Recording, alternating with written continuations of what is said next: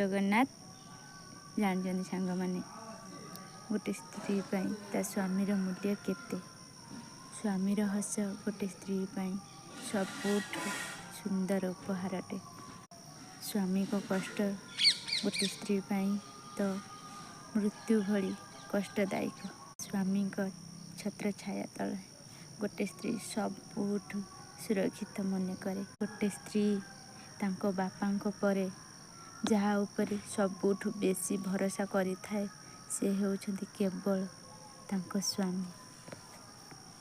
माँ को परे जहा छाती उपरे मुंड रखी गोटे स्त्री आराम रे टेंशन फ्री होता है से भी होउछंती केवल तांको स्वामी। से स्वामी मूल्य अमूल्य आउ तांको हस आम सबुठ सुंदर उपहार होता है। वीडियोटी भल लगी लाइक कमेंट शेयर कर।